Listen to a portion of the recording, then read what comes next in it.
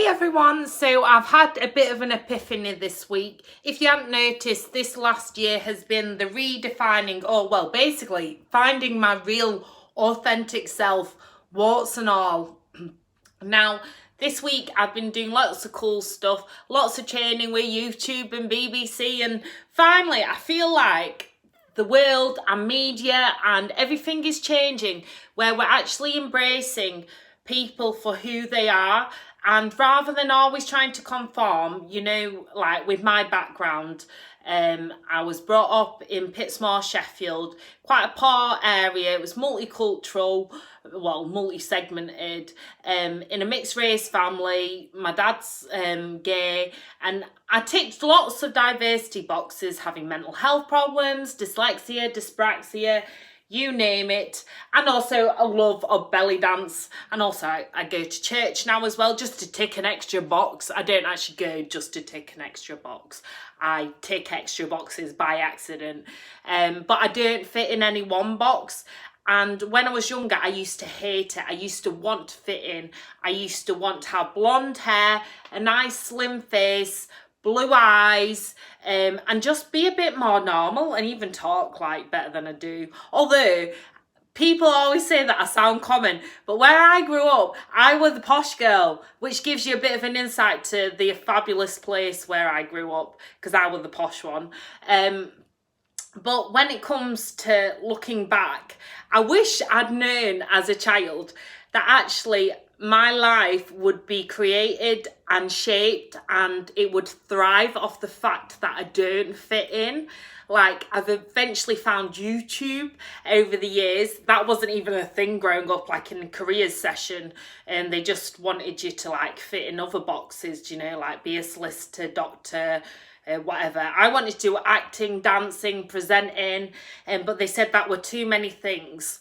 So instead I decided I'd be a human rights barrister, because I like to performance, but also I like to fight injustice, which is where my heart's at, because I've always been from backgrounds and areas, or like being from a diverse background myself, where you've experience a lot of injustice, or at least your friends do as well, so you want to speak up for them. And I wish I'd known that that would actually be my power. I don't need to fit in. That would be my superpower, that I don't fit in, and that I can connect with other people like me. But luckily I've got a very loud voice, apparently. Although I feel shy, I'm a introvert, extrovert, extrovert, introvert, or whatever, but I've got a very loud voice, and also I love the media, and I finally feel that I'm all right at it. I run my own documentary making company, Evoke Media Group, with my bestie Daria. I still belly dance. I've done that since I was 13 or 14.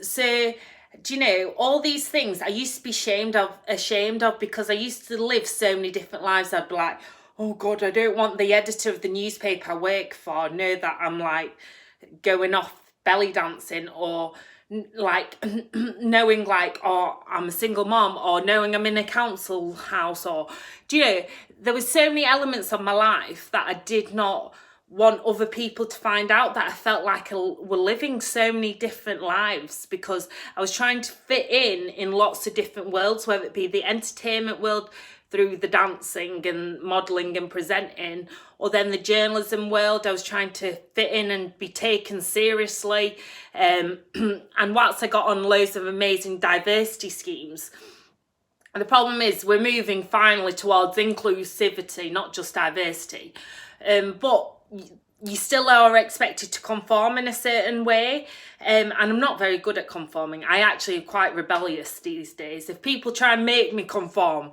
I rebel, or if people try and control me generally. Over the past year, I just rebelled totally. But now I wear what I want, I say what I want within reason. I always try and lead with my heart, rather probably too much, not enough my head, just my heart.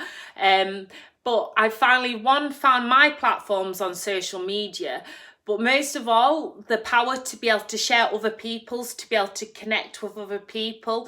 Do you know, I talk about really serious stuff, my journey from self-harm and abuse to self-love and self-care, But at the same time, I have lots of giggles along the way. I make lots of mistakes, and I'm very honest.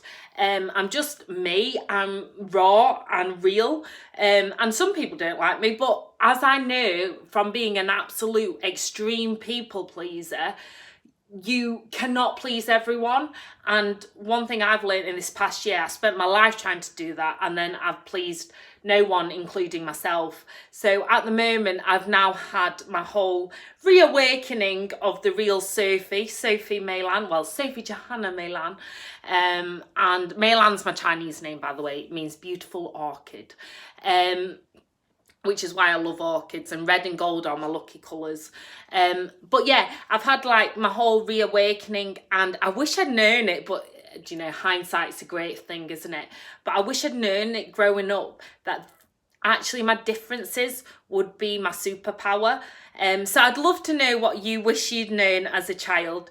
And it would be actually the thing, you know, my brokenness was actually my beauty, or my differences, my diversity was actually what made me me and gave me my heart. Granted, I could do with a bit more head stuff, but you know, I just go with my heart, because I'm a big believer is you follow your passions, you make it happen.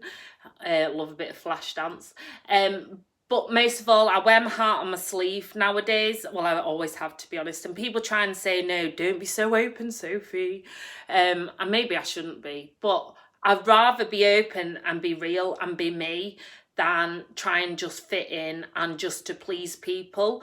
I'm finally just kind of pleasing myself, but eventually your vibe attracts your tribe, or your vibe attracts your tribe, and you just become quite comfortable in your own skin. I'm not saying I don't have my down days, but I'm so passionate that other people like you who may not fit in any one box, who struggles to fit in, that you can live your like real authentic life and love it and live it and feel valued, and most of all, be your own unconditional friend. That's something I'm learning to be, because I've always tried to please others, but eventually people do try and dull your sparkle. So just surround yourself with the cheerleaders. I've luckily got a great team of cheerleaders nowadays, just a small circle, but they've got the biggest pom-poms. I don't want any vampires. Life's too short, so just be your own authentic self. Anyway, sending you so much peace, so much love, me and my road mic, and lots of shimmies. And I'm off filming again. So as you can see from home, I have my lovely pole, but also camera and business partner. So we like to, in this house, dance. Oh, and I've also got all my Reiki stuff here as well. So literally, my whole life is a life of contrasts and juxtapositions, and a bit quirky, but let's live a weird and wonderful life.